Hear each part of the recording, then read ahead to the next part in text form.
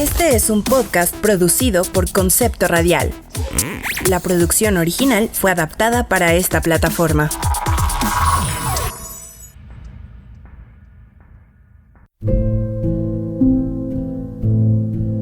Doctor, ¿cuánto tiempo me queda? Híjole, apenitas te salvaste. Pero ya llegaron los de Shot de Salud. Bienvenidos a Shot de Salud, donde recetamos la dosis correcta. Shot de Salud. La medicina desde una perspectiva simple y sencilla. Pásale al consultorio. Shot de Salud, más allá del paracetamol. Hola a todos, bienvenidos a Shot de Salud, más allá del paracetamol. Yo soy Osvaldo Martínez. Y yo soy Sofía Vences. Y estamos transmitiendo desde la cabina de Concepto Radial, ubicada en el segundo piso de CDTEC del TEC de Monterrey, Campus Ciudad de México. Recuerden seguirnos en todas nuestras redes sociales, Instagram, Twitter y Facebook como @Concepto Radial y @Shot de Salud, donde pueden contactarnos para dejarnos comentarios, dudas, sugerencias y hasta quejas. Y el día de hoy estamos muy emocionados porque se integra al equipo de locución nuestra querida Sofía Vences Monroy, estudiante de medicina de segundo semestre, que así como Ana Kay estarán locutando aquí con nosotros y las van a escuchar más seguido en los episodios de Shot de Salud. Sof, bienvenida. Muchas gracias, Os. Realmente estoy muy emocionada de estar aquí con ustedes y poder aportar muchas cosas a Shot de Salud y compartir un poquito de nuestra pasión por la medicina a todos los que nos sintonizan. Increíble, Sof. Y bueno, si han estado pendientes de todas nuestras redes sociales, sabrán que el episodio de hoy se titula Achú, ay no, alergias. Y vamos a comenzar a introducirnos un poco al tema de hoy, y es que la palabra alergia y la vivencia de las alergias son parte de la vida cotidiana. Seguro que en más de una ocasión has escuchado que alguien cercano tiene alergias a algún alimento, alguna sustancia u objeto. Pero ¿realmente sabemos qué son las alergias y cómo atender una en caso de emergencia? Pues acompáñenos hoy en Shot de Salud en este emocionante y curioso episodio. Así que, Sof, si te parece, vamos a empezar a definir qué es una alergia. Nuestro cuerpo tiene diversas reacciones y mecanismos, los cuales tendrán siempre como fin, pues ya saben, conservar la integridad y funciones de nuestros órganos, mantener la famosísima homeostasis, que en otras palabras es el balance que tienen que tener cada una de nuestras células en nuestro cuerpo. Uno de estos mecanismos es el de las alergias, el cual aparece ante sustancias extrañas, las cuales son muy específicas. El cuerpo las detecta como posibles amenazas para nuestra salud y en respuesta genera reacciones diversas de protección. Pero ¿por qué ocurren? Ya que estamos hablando de estas cuestiones, tenemos que aproximarnos un poco a términos médicos. Y esta respuesta proviene del sistema inmunológico, que es el sistema de nuestro organismo que se encarga de defendernos contra enfermedades o algunas amenazas que pueden atentar contra nuestra salud.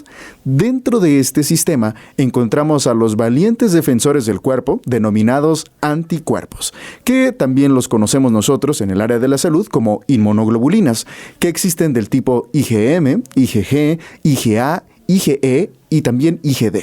Y en el caso de las alergias, la inmunoglobulina o el anticuerpo más importante es la IgE. Ahora, ¿cuáles son las funciones de estos anticuerpos? Sencillo. Los anticuerpos atacan y destruyen al supuesto enemigo específico, el cual se conoce como alergeno. El proceso de defensa contra la enfermedad que inicia produce y libera ciertos químicos que son proinflamatorios. Algunos de estos químicos son las histaminas, las citocinas y los leucotrienos. Pero no se espanten por estos términos. La verdad es que sus funciones son sencillas porque son encargadas de desencadenar reacciones que nosotros podemos detectar a simple vista, como una inflamación, generar estornudos o incluso estas famosas ronchitas que nos dan muchísima comezón, que son mejor conocidas como urticaria desde el ámbito médico. Y ahora que veas que te salen como ronchas o empiezas a estornudar mucho o se te inflama alguna parte de tu piel, pues muy probablemente sea acción de estas sustancias, las histaminas, las citocinas y los leucotrienos. Pero hemos estado hablando un poco acerca de qué son las alergias, cómo se producen, quiénes son los encargados de estas reacciones. Pero Sof, ¿te gustaría platicarnos acerca de los tipos de alergia que existen? Sí, creo que todos conocemos la típica alergia alimentaria o la que nos da cuando hace mucho frío, pero de manera general podemos clasificar a las alergias en 3 grupos. En primer lugar tenemos a los inhalantes o los neumoalérgenos, que son aquellas alergias que se dan por la vía inhalatoria, que entran por nuestra nariz y nuestro sistema respiratorio. Este tipo de alergia puede producir enfermedades como asma bronquial en los pulmones, rinitis y sinusitos en la nariz, que es cuando tenemos muchísimo moco, nos sentimos congestionados, y conjuntivitis, que hace nuestros ojos llorar de una forma excesiva. El origen de los alérgenos más comunes de estas afecciones son los ácaros domésticos, los pelos de nuestras mascotas, escamas, saliva, orina o heces de animales de compañía, hongos ocupacionales que a veces pueden estar presentes en harinas, en maderas, en la pintura, en ciertas enzimas y en el látex. Y en los espacios abiertos, los agentes más frecuentes que nos pueden causar alergias son los pólenes y los hongos. ¿Quién ha pasado por una plantita y empieza a estornudar? Como loco, sí, completamente. Bueno, y luego el segundo tipo de alergia que tenemos son los contactantes, que como su nombre lo dice, que está un poquito raro, pues resultan del contacto con ciertos materiales por un periodo prolongado. Y estos producen reacciones a nivel principalmente de la piel y se presentan como hinchazón o eczema o dermatitis, que es inflamación y esta molestia en la piel horrible que nos queremos arrancar la piel. Estas alergias suelen surgir de caspa y de proteínas de animales, de polvo, de medicamentos y principalmente de los medicamentos tópicos como las pomadas, los geles, las cremas, de alimentos, de esporas de algún hongo, de piquetes de insectos que son súper molestas, de látex, de telas, de ciertos metales como el níquel, el oro, el paladio, diversos compuestos de mercurio, el cobalto y el cromo, y otra vez de heces de insectos y de ácaros. Y nuestro último y tercer tipo de alergia son aquellas por ingestión o inoculación. Estas también son conocidas como trofoalergenos y son aquellas que se consumen o con los que se tiene contacto en el sistema digestivo. Y estos, pues como se comen, tienen efectos en nuestro sistema digestivo y también en el sistema respiratorio y cutáneo. Y los principales agentes causales de estas alergias por ingestión son los alimentos, los aditivos alimentarios, generalmente en el huevo, la leche, los pescados, los mariscos y los frutos secos como las nueces o los cacahuates, que es una alergia muy típica, los parásitos o ciertos medicamentos como la penicilina, los analgésicos, algunos anestésicos y el veneno de insecto. Sí, creo que es algo súper importante, Sof. Creo que ahora con esta pequeña organización que divide a las alergias en 3 grupos diferentes, pues ahora podemos entender que si eres alérgico a tu gato, quizá es porque tu gato es un contactante, ¿no? Y eres alérgico al pelo de tu gato o a la caspa del gato o a diversas proteínas que emanan de ellos, ¿no? Y fíjate que, como hemos mencionado al principio del episodio, existen diversas causas que son diferentes en cada persona. Cada una o bien puede tener una alergia o como personas que no la tienen, ¿no? No tener ninguna alergia a alguna sustancia o ser alérgico a varias cosas, que son reacciones alérgicas muy variadas, ¿no? Y diversas para las personas que sí tienen una alergia. Sin embargo, hay signos y síntomas en respuesta a las alergias que suelen ser mucho más frecuentes, ¿no? Obviamente hablando de las personas que tienen el diagnóstico de una alergia, ¿no? Y como nos mencionabas tú, generalmente son problemas nasales en la nariz, que se inflama la nariz, conjuntivitis alérgica, que te empiezan a llorar los ojos, generalmente pueden desarrollar cuadros asmáticos en el que empiezan a sentir que les falta el aire y, como bien mencionabas, ¿no? La famosísima urticaria y esta inflamación, ¿no? Que a veces a las personas se les inflaman los labios o los ojos y ya no pueden ver y ni siquiera pueden hablar, ¿no, Sof? Exactamente, y es que cada persona es un mundo y pues las alergias son una hipersensibilidad. Entonces ciertas personas son más sensibles a estos causantes alérgenos y dependiendo de esa sensibilidad que tengan a los factores, pues es la reacción que van a tener y pueden ser síntomas muy variados, pero generalmente son muy comunes, pues pueden ser muy descritos exactamente cuáles son estos signos y síntomas de las alergias. Justo, creo que es una cuestión súper interesante y pues ahora que ya conocemos algunas generalidades de las alergias y la clasificación de los alérgenos más comunes, tenemos que irnos a un pequeño corte, pero no se preocupen que es un corte muy rápido. Shot de salud. Hola a todos, estás de regreso con Shot de Salud. más allá del paracetamol. Yo soy Sofía Vences. Y yo, Osvaldo Martínez. Recuerda seguirnos en nuestras redes sociales, @shotdesalud y @concepto radial, y nos puedes encontrar en Facebook, Instagram y Twitter. Y bueno, si apenas nos estás sintonizando, no te preocupes. Vamos en el segundo segmento y hemos estado hablando un poquito de qué son las alergias, describimos que existen 3 tipos diferentes de alergias, pero en este momento nos vamos a ir a algo que a todos nos interesa: los síntomas más comunes de las alergias. Y es que es algo súper común, Sof, porque como mencionábamos, hay personas que responden diferente a diferentes alérgenos. Entonces creo que es algo muy interesante, ¿no? Como conocer cuáles son los síntomas más comunes. Exacto, porque como hay 1000 diferentes tipos de alergias, entre alergias de comida, de medicamentos, de animales, de polen, cada tipo de alergia se va a activar por una cosa en particular. Y esta cosa por la que se activa, pues va a presentar síntomas en común. Por ejemplo, los estornudos frecuentes, la nariz congestionada, la secreción nasal, que son muchísimos mocos, la picación en la nariz, en la garganta, en los ojos, en los oídos o en la piel, y los ojos llorosos, la tos seca o la tos con flemas, la dificultad para respirar o tener estas respiraciones que sientes que tienes un gatito, que son respiraciones con silbidos. También puede haber hinchazón en la cara, los labios, la lengua, la garganta, erupciones en la piel, malestar estomacal, náuseas y vómito, y todo dependiendo pues del tipo de alergia que se haya causado. Pero como estos síntomas, hay algunos que son muy, muy graves. ¿Cuáles son estos síntomas más graves de las alergias? Justo, Sof. Y es que fíjate que básicamente es un montón de síntomas, como los mencionabas hace ratito, que se van a asociar a las alergias, pero igual y una comezón no se podría comparar con la dificultad para respirar, ¿no? Son síntomas completamente diferentes y que tienen una comparación pues abismal, ¿no? Entre la gravedad y la forma que te hacen sentir. Porque para empezar, la respiración es esencial para que el cuerpo funcione correctamente, ya que es la forma en la que el cuerpo obtiene oxígeno y libera dióxido de carbono. Y bueno, la dificultad para respirar puede impedir que el cuerpo reciba suficiente oxígeno, lo que puede provocar daños a los órganos y tejidos del cuerpo, especialmente al cerebro y al corazón. Aparte de ¿cuáles serían los síntomas por los que tendríamos que preocuparnos? Así como ya pensar en llamar al número de emergencias, porque bueno, o sea, si comes cacahuate y solamente te da comezón en el brazo, yo creo que no es algo por lo que debas llamar a la ambulancia, ¿no, Sof? Exactamente, hay de alergias, de la alergia a la comezón, al moco incómodo, alergias que realmente ponen en peligro nuestra vida. Y bueno, estas alergias que ponen en peligro nuestra vida, pues los síntomas más graves que se podrían presentar son hinchazón en la garganta, en la lengua y en los labios, porque en este caso se obstruyen las vías respiratorias y entonces empezamos a tener muchísima dificultad para respirar. Asimismo, la diarrea y los vómitos persistentes pueden ser muy peligrosos en las alergias porque estamos perdiendo constantemente volumen de líquidos y esto nos puede llevar a que tengamos una disminución en la presión de la sangre. Pues tener una disminución en la presión de la sangre no es nada fácil y más si es una pérdida exhaustiva constante.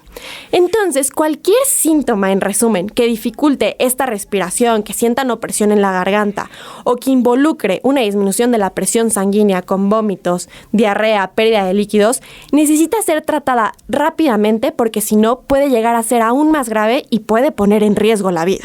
Justo más adelante vamos a hablar acerca del choque anafiláctico y unas cuestiones que se relacionan con la gravedad de estos síntomas. Si bien, como mencionamos, hay de alergias a alergias, la forma en la que el sistema inmune reacciona generalmente va escalando.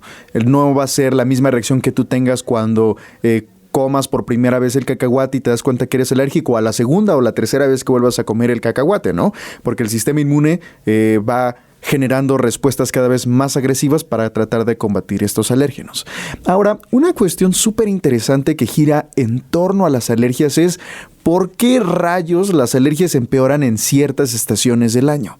Y es que otra cosa que suena chistosa y difícil de creer, Sof, es que algunas alergias pueden empeorar pues cuando hace frío, cuando hace calor, y esto es porque los cambios en el clima y en el ambiente que ocurren a lo largo del año influyen en el comportamiento de ciertos alérgenos. Por ejemplo, en cuanto a las alergias, al polen, en la primavera y el verano, los árboles, las plantas y las flores, pues como están metidas en este proceso de la polinización y la reproducción, van a liberar polen al aire, ¿no? Para poder fertilizarse. Y esto puede provocar una respuesta alérgica en algunas personas que son sensibles al polen, ¿no? Que su sistema inmune lo detecta como una posible amenaza y van a generar este tipo de respuestas.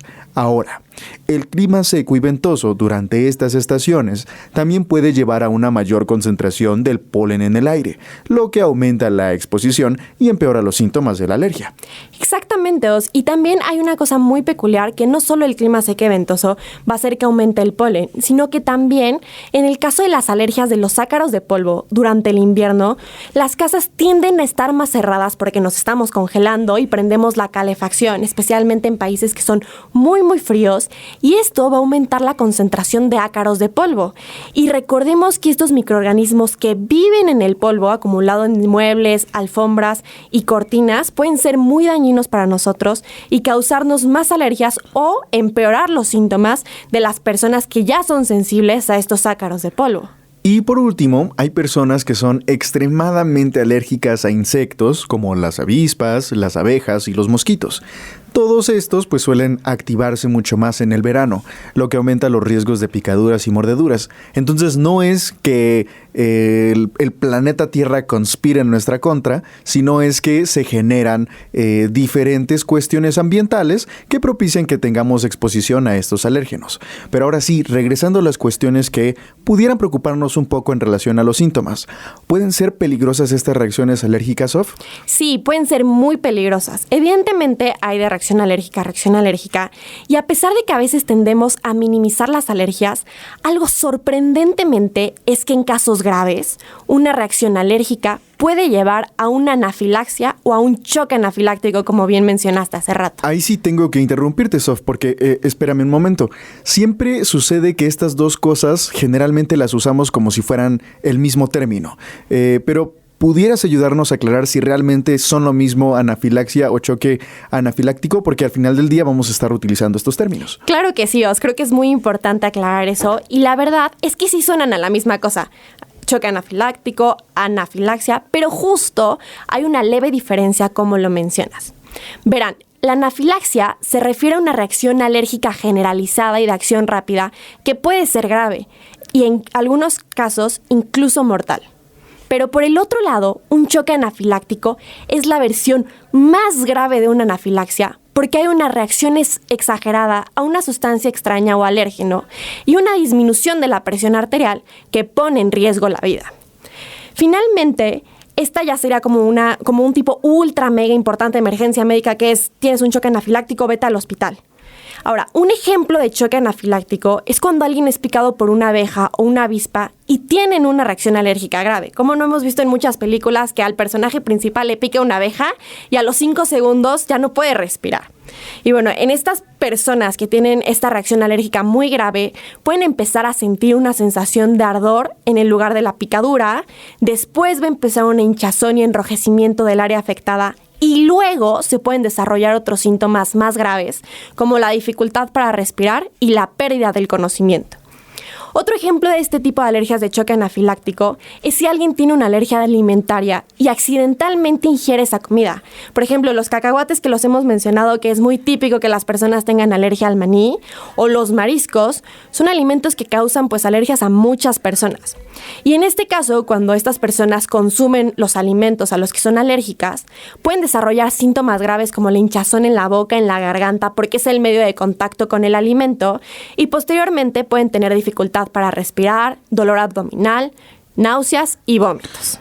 Vaya que esto suena muy aterrador para las personas que tienen alergias severas y sobre todo si son alérgicos a cosas relativamente comunes en la vida cotidiana, ¿no? O sea, por ejemplo, si te invitan a ver el partido a casa de tu amigo o vecino, pues probablemente va a haber cacahuates ahí en la mesa, ¿no? O no sé, un aguachile y va a haber camarones, ¿no? Y hay gente que incluso el simple hecho de que el cacahuate esté enfrente de él, que ni siquiera lo estén tocando, las partículas que se desprenden de estos alimentos generan estas reacciones alérgicas. Y justo me gustaría comentar un poco que pues las alergias son como un fallo de nuestro sistema inmune, en el que el primer contacto con estos alérgenos, nuestro sistema inmune los detecta como posibles amenazas para nuestro sistema y produce una cuestión que se llama sensibilización, en el cual detecta algunas partículas que pudieran pues parecer como extrañas para el sistema inmune, en el caso del maní, y entonces lo reconocen y empiezan a hacer anticuerpos, como habíamos mencionado anteriormente.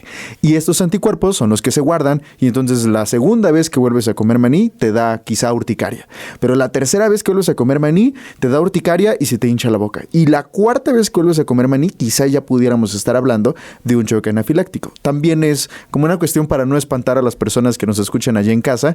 Si eres alérgico al cacahuate, no porque lo comas por accidente te va a dar un choque anafiláctico. Generalmente es una cuestión progresiva de exposición a estos alérgenos.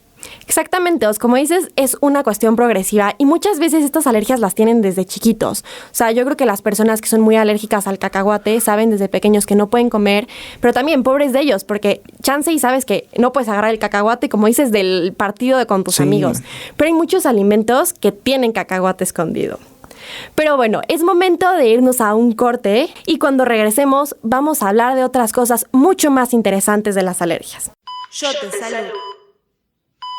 Hola a todos, estás de regreso con Shot de Salud más allá del paracetamol. Yo soy Osvaldo Martínez. Y yo, Sofía Vences. Recuerden seguirnos en todas nuestras redes sociales, @Shot de Salud y @Concepto Radial, en Facebook, Instagram y Twitter. Y bueno, si apenas nos sintonizan en este episodio que se titula Achú, ay no, alergias, hemos estado hablando acerca de las alergias y en los segmentos pasados hablamos un poco acerca del origen de las alergias, las cuestiones inmunológicas y los diferentes tipos de alérgenos que pueden causarnos problemas, ¿no? Especialmente a las personas que son muy susceptibles a estas cuestiones. Pero hay otra pregunta muy importante que va relacionada a los tratamientos que existen para las alergias. Y esta pregunta es: ¿qué es un antihistamínico y cómo funciona? Y bueno, pues si lo deducimos por lógica, un antihistamínico es un medicamento que actúa en contra de la histamina. Pero ya en serio, es un medicamento que se usa comúnmente para tratar los síntomas de las alergias. Este medicamento funciona al bloquear la acción de la histamina, una sustancia química liberada por el cuerpo durante una reacción alérgica. Pero esperaos, antes de que sigas, recordemos que la histamina es un mediador que es responsable de muchos de los síntomas de las alergias, como la inflamación, el enrojecimiento, la comezón y la producción de moco. Esta histamina se produce cuando nuestro cuerpo detecta la entrada de nuestro alérgeno y entonces le dice a una célula que produce histamina como ¡oh! Tenemos cacahuate en el sistema. Entonces se libera la histamina y empieza la producción de los síntomas. Completamente, Sof. Muchas gracias por pues este recordatorio de las funciones de la histamina. Así que ya saben, si empiezas a tener escurrimiento nasal, inflamación en la piel o esta cuestión de urticaria, ya sabes a quién culpar, es la famosísima histamina. Pues estamos pintando muy villana la histamina, ¿eh? Es que fíjate que pues es nuestro principal enemigo y estos antihistamínicos los podemos encontrar pues en varias presentaciones, especialmente en forma de pastillas, soluciones, aerosoles nasales y cremas para la piel. Otra cosa que es importante mencionar es que estos medicamentos por sí solos solamente se encargan de tratar los síntomas de la alergia, pero no son una cura como tal para las alergias. O sea, un antihistamínico cuando te lo tomas no te va a curar y la próxima vez que comas un cacahuate, pues desafortunadamente vas a tener esa reacción alérgica, porque lo que hace el antihistamínico es bloquear la reacción de la histamina para que no tengas estos síntomas. Exactamente, pero afortunadamente sí nos ayudan con los síntomas y además hay varios tipos de antihistamínicos disponibles en el mercado. Algunos se venden sin receta y por eso se conocen como antihistamínicos de venta libre y otros sí requieren de recetas médicas. Entre los antihistamínicos más comunes se encuentran la loratadina, la cetricina, la fexofenadina, la desloratadina, la difenhidramina y la clemastina. Y a pesar de que hay varios, siempre es muy importante consultar a su médico antes de que ingiera cualquier fármaco, ya que existen algunos efectos secundarios leves. Por ejemplo, la difenhidramina puede causar somnolencia, que te sientas súper cansado y pues no te la puedes tomar antes de subirte al coche porque puedes causar algún accidente. Y también la loratadina y la cetricina generalmente causan somnolencia, no tanta, pero pues también la causan. Esta es una cuestión súper importante porque digo, allí en casa pues quizá ya le sonaron nombres como la loratadina, la difenhidramina, porque son cuestiones que pues son fármacos que andan por ahí en la casa, ¿no?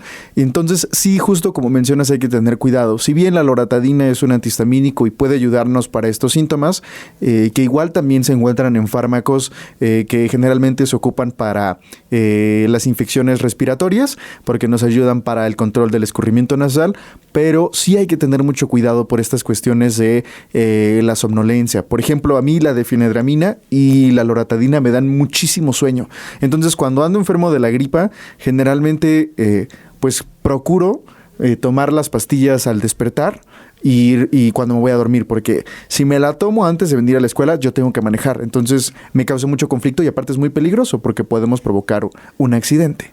Y es que gracias a que estos medicamentos han sido estudiados por varios años, se consideran generalmente seguros y pues son bien tolerados por la mayoría de las personas, ¿no? Salvo estos efectos secundarios que mencionábamos. Pero como cualquier medicamento, pueden tener sus contraindicaciones, es decir, situaciones en las que no deberían usarse. Entre estos casos, no se deberían de utilizar si la persona es alérgica a algún antihistamínico o a alguno de sus ingredientes. O sea, imagínate tener la doble mala suerte de ser alérgico al cacahuate o a los mariscos y aparte ser alérgico a algún antihistamínico. No, ya sería muchísima la mala suerte, pero también hay personas que tienen ciertas enfermedades como enfermedad renal, hepática, cardíaca, glaucoma o hipertensión, o cuando están las personas embarazadas o en periodo de lactancia, también es muy importante consultar a tu médico porque puede tener alguna contraindicación mucho más grave y pues como dice el dicho súper común, sale más caro el remedio que la enfermedad. Completamente, y como siempre mencionamos en Shot de Salud, siempre acudan con su médico. Ese es el problema de los mexicanos, que siempre vamos al médico cuando ya estamos en las últimas. Y antes, pues ya nos metimos unas pastillitas porque creemos que nos van a hacer sentir mejor, ¿no? Entonces, no se esperen tanto. Vayan al médico y pues el médico, el profesional de la salud les va a indicar qué antihistamínico pueden tomar en caso de tener una cuestión alérgica, ¿no? Además, pues deben ser considerados con precaución porque, como mencionábamos, estas cuestiones de la somnolencia, hay personas que trabajan con maquinaria pesada, ¿no? En algunas plantas industriales. Entonces imagínate si esta persona es alérgica al cacahuate y su supervisor le dijo, oye, ¿sabes qué? Pues aquí tengo una pastillita de loratadina, tómatela, y le causa somnolencia, pues puede pues causar un accidente, ¿no? Para estas personas que trabajan con maquinaria pesada, ¿no? Y finalmente se deben de usar con cuidado cuando se toman otros fármacos o se está en situación de polifarmacia. Esto quiere decir que tengas como tratamiento para alguna otra enfermedad y quieres como combinarlo con un antihistamínico, puede haber alguna reacción porque estos fármacos al final del día son químicos que pueden interaccionar entre ellos y pueden causarnos algunos problemillas ahí. Así que mejor, para no errarle y para que no nos vaya a pasar algo, vayan con su médico. Exactamente, o sea, es una muy buena recomendación que todos deberíamos de seguir. Y como bien mencionó hace rato, los antihistamínicos no son una cura. Lamentablemente, actualmente no existe una cura definitiva para las alergias, pero hay tratamientos disponibles que pueden ayudar a controlar los síntomas, como los antihistamínicos, y esto mejora la calidad de vida de las personas con las alergias. Ahora, también como alternativa a estos medicamentos que controlan los síntomas están los corticosteroides y los descongestionantes, así como la inmunoterapia. ¿Y qué es la inmunoterapia? Bueno, la inmunoterapia también se le conoce como estas vacunas contra la alergia, porque esta es un tratamiento a largo plazo que implica la exposición gradual y controlada a pequeñas cantidades de la cosa que nos produce la alergia, que se conoce como alérgeno, y esto se hace con el objetivo de ayudar al cuerpo a desarrollar una tolerancia a esta sustancia. Este tratamiento puede tomar varios meses o incluso años y se realiza bajo la supervisión de un médico especialista en alergias, pero es como si entrenaras a tu cuerpo y lo llevaras todo el día al gym para aguantar el maratón, pues es para que tu cuerpo se entrene para las alergias. Desafortunadamente, esta cuestión de la terapia inmunológica pues no está al alcance de todos, porque son cuestiones muy caras, son trabajos inmunológicos en los que se seleccionan cuidadosamente cuáles son las proteínas, las cuestiones a las que eres alérgico, y se generan estas vacunas, pero estas vacunas son como personalizadas para ti. Entonces es un trabajo médico bastante interesante, pero que desafortunadamente en nuestro país no pudiera estar al alcance de todos por los precios tan elevados que estos suponen. Pero no hay que ponernos del todo tristes, ¿no? Porque hay, si bien hay otras opciones, ¿no? No como cura, pero sí para un manejo de los síntomas. Porque además de estos tratamientos, pues se pueden tomar medidas para prevenir o reducir la exposición a los alérgenos, como mantener la casa limpia y libre de polvo, evitar los animales que te causan alergia. O sea, si eres alérgico al polvo de gatito y te gustan mucho los gatitos, ni modo, tienes que hacer un esfuerzo, un sacrificio, y pues si tienes un gatito ahí, ni modo, yo creo que darlo en adopción o buscarle alguna otra casa, ¿no? Y siempre como tener cuidado, ¿no? Si ya sabes que eres alérgico, cuidarte lo más posible para no estar expuesto a estos alérgenos. Quizá utilizar el aire acondicionado o deshumidificadores para controlar el ambiente y llevar ropa adecuada durante las estaciones de polen y otras alergias ambientales. Sobre todo, es importante recordar que cada persona es diferente y que lo que funciona para una persona puede no funcionar para otra. Por lo tanto, es recomendable hablar con un médico especialista en alergias para determinar el mejor tratamiento para su situación específica. Exactamente, Os. Creo que la prevención es muy importante en el aspecto de las alergias. Obvio, no podemos prevenir todo y no nos podemos encerrar en nuestra casa en estaciones de invierno, pero sí podemos seguir estas recomendaciones que acabas de decir, pues para tener una mejor calidad de vida y aunque sea tener poquita alergia, pero no estar expuesto al alérgeno tanto tiempo ni que nos haga tanto daño.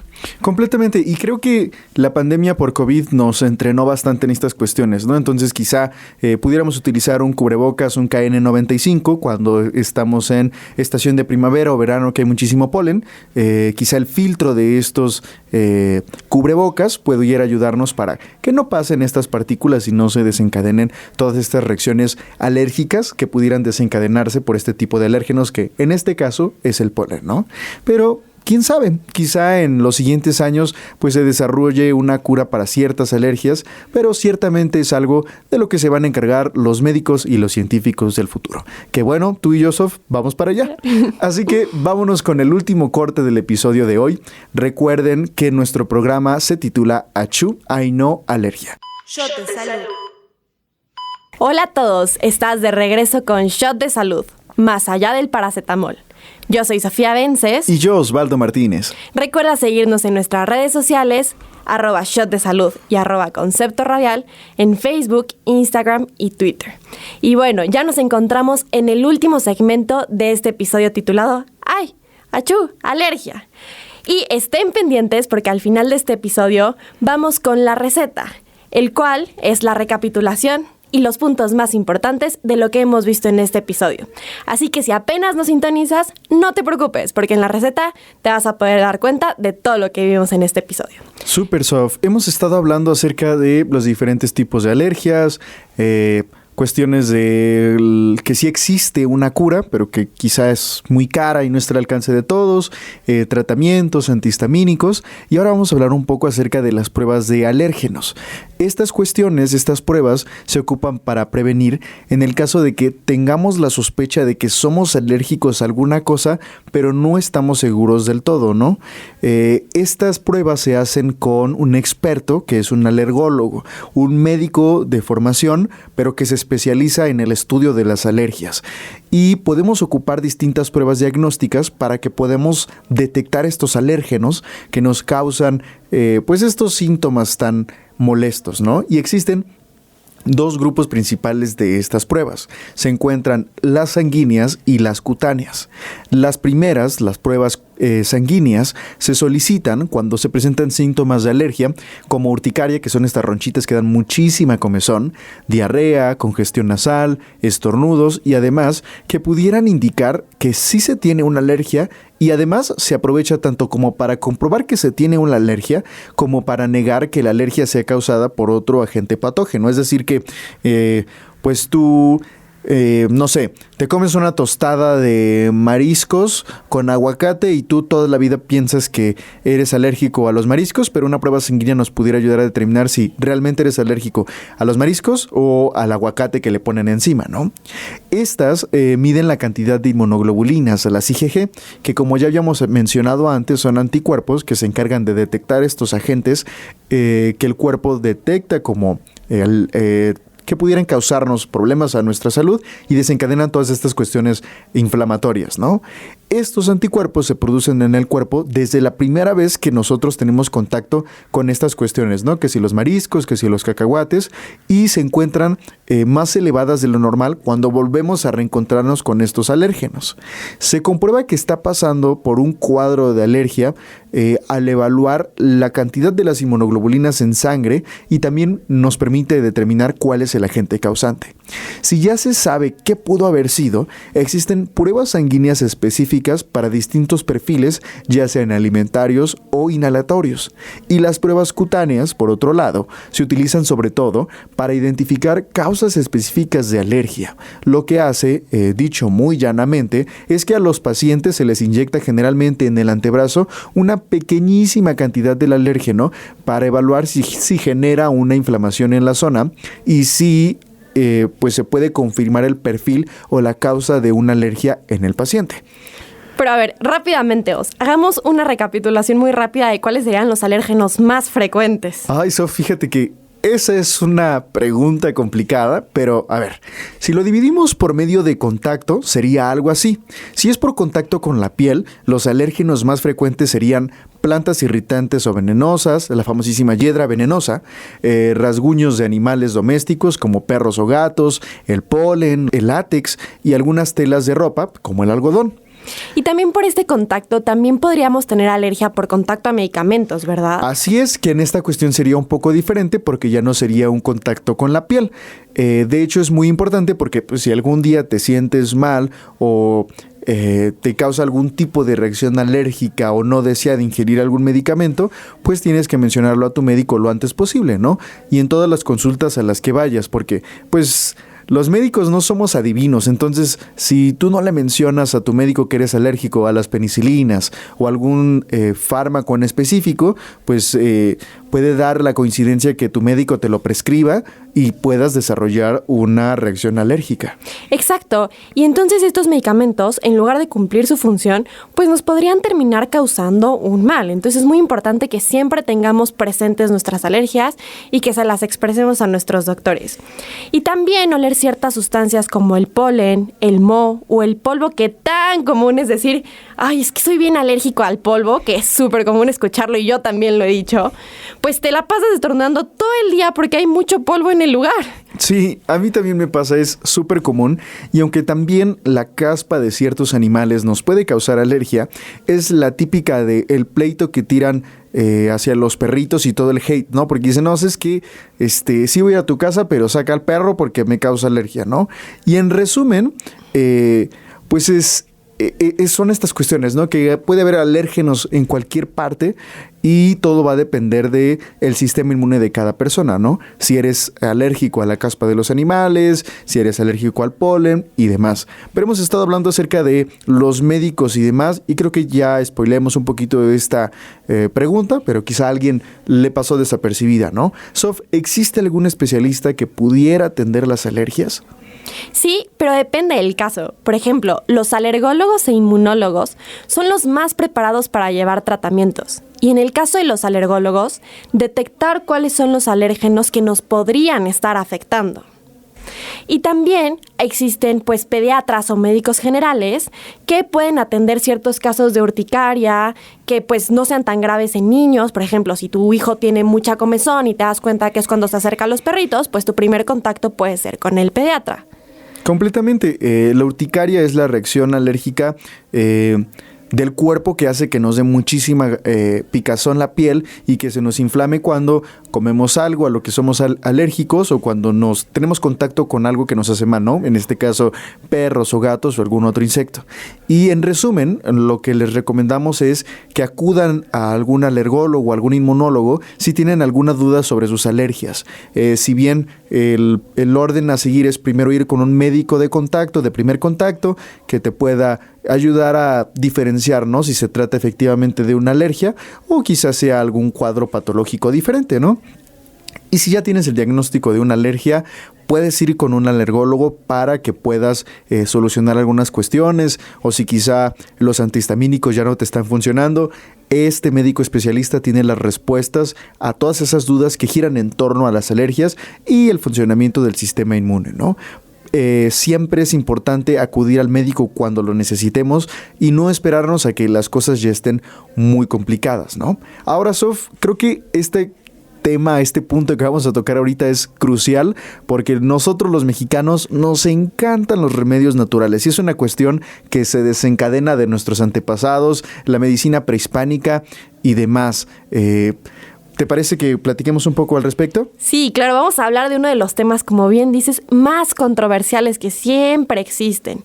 Porque sí, para las alergias existen múltiples remedios naturales que en su mayoría son antihistamínicos, que son los que se usan para regular las reacciones alérgicas relacionadas con la histamina del cuerpo. Y eso es correcto, Sof, porque justo la histamina es la que termina desencadenando muchas de las reacciones alérgicas que tenemos en el cuerpo, como lo son los estornudos, la picazón en los ojos y la picazón en la garganta.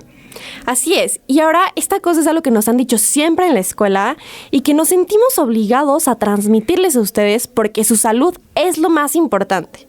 Que un alimento sea natural no lo hace más efectivo contra enfermedades. Y que tenga la sustancia dicha no necesariamente va a curar los síntomas. Completamente, Sof, porque que contenga la sustancia que les indicaremos no significa que su cuerpo la vaya a absorber en el contexto que viene, ¿no? O que la forma en la que lo ingieren sea suficiente para aliviar los síntomas que están presentando. Así que pueden tomar esto así como, pues como siempre les decimos, ¿no? Que si hay duda, mejor no lo pienses más y acudas con tu médico de cabecera, ¿no? Aunque pudiera ser que los remedios que vamos a hablar un poquito más adelante pudieran, pues no causar un problema mucho mayor, ¿no? Exacto. Y ahora hablando de estos remedios que nos acabas de decir, hay dos principales tipos de antihistamínicos que los podemos obtener con relativa facilidad como remedios naturales. El primero y más común es la famosa vitamina C y es el buen juguito de naranja. Y al ser un antioxidante y un antiinflamatorio, puede ayudar a disminuir los niveles de las reacciones alérgicas. Y en segundo lugar, y es un poco menos mencionado, tenemos a la bromelina, que está en el jugo de piña principalmente. Esta enzima nos va a ayudar con las reacciones alérgicas de los senos paranasales, generalmente del moco, después de lesiones que sean causadas por accidentes o por intervenciones quirúrgicas. Y nada más aclarando un poco de estas cuestiones, la bromelina también nos puede ayudar contra la inflamación, así como lo hace la vitamina C, y estas cuestiones actúan principalmente en las vías respiratorias, ¿no? Por eso es que cuando estamos enfermos nos recomiendan tomar muchos cítricos, ¿no? Y no sé si has ido a algunas de estas centrales de sodas y así, que ofrecen licuados antigripales, ¿no? Que generalmente contienen jugo de limón, naranja, piña y estas cuestiones. Y bueno, ahora ya saben que esto se trata o se recomienda porque contienen vitamina C y bromelina, que nos ayuda al manejo de las vías respiratorias. Exactamente, también hay que apoyarnos de estas herramientas que nos ayudan, pues que sí son naturales y que ya tenemos un fundamento científico del por qué es importante y por qué nos ayudan en las alergias. No es por obra y magia del Espíritu Santo que dice, pues el jugo verde y el jugo antigripal es mágico. No, tiene un fundamento muy importante y que sí es real. Sí, justo, y creo que muchas veces desconocemos, ¿no? Cuáles son estas cuestiones que contienen algunos alimentos de origen animal y de origen natural, ¿no? Como pudieran ser las verduras, las frutas, y que muchas veces, pues sí, dentro de estos remedios que pudieran ser jugos o vaporizaciones, sí tienen cuestiones que nos pudieran ayudar, ¿no?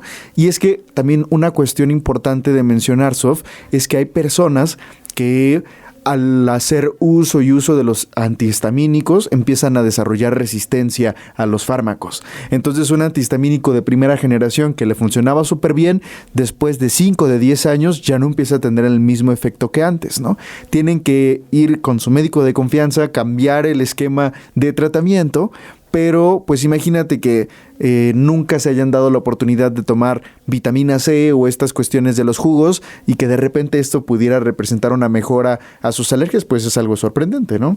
Sí, está padrísimo porque después de que ya estás súper cansado, de que ya no te hace efecto la loratadina y vas con tu médico y te lo cambian y nunca tampoco optaste por este estilo de vida, pues de alimentación, es muy importante porque como bien sabemos, hay que combinar un buen medicamento, pero también tener un buen estilo de vida y prevenir, como mencionaste al principio. Completamente, Sof. Así que ha llegado el momento final de este episodio, la receta, donde hacemos un pequeño recap de todo lo que hemos estado hablando en el episodio y de los aspectos más importantes que se relacionan en este caso a las alergias. Y es que las alergias son mecanismos en donde aparecen reacciones inflamatorias ante sustancias extrañas, las cuales generalmente suelen ser muy específicas.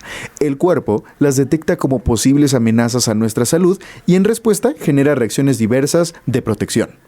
Y luego, nuestra segunda recapitulación es que un antihistamínico es un medicamento que generalmente se usa para tratar los síntomas de la alergia. No acaba con la alergia, pero sí con los síntomas. Y este medicamento funciona al bloquear la acción de la histamina, que es una sustancia química liberada por el cuerpo ante una reacción alérgica, evitando el antihistamínico que esta histamina genere los síntomas. Completamente. También estuvimos hablando de los diferentes tipos de alergias y estas alergias se activan por una cosa en particular. La realidad es que todas presentan algunos síntomas en común, pero la reacción para cada persona pudiera ser muy diferente. Por ejemplo, podemos encontrar dentro de los síntomas y signos más comunes estornudos frecuentes, nariz congestionada, muchísima secreción nasal, picazón en la nariz, la garganta, los ojos, los oídos o la piel. Y también mencionarles que estas cuestiones alérgicas pudieran ser peligrosas si es que no las atendemos y no llevamos un tratamiento adecuado, que nos pudieran desencadenar en un choque anafiláctico, que es la respuesta exagerada de nuestro sistema inmune que pudiera llevarnos a tener problemas respiratorios tan graves que nos hagan perder el conocimiento y que sea necesario llamar al 911, ¿no? Pero por eso les recomendamos acudir a su médico y llevar un tratamiento adecuado. Bueno, pues creo que eso sería todo el día de hoy. Gracias por acompañarnos en Shot de Salud. Yo soy Sofía Vences. Y yo, Osvaldo Martínez. Y esta fue una transmisión más de Shot de Salud. Recuerden mantenerse al contacto en nuestras redes sociales. Nos encuentran como @Concepto Radial y @Shot de Salud en Facebook, Instagram y Twitter.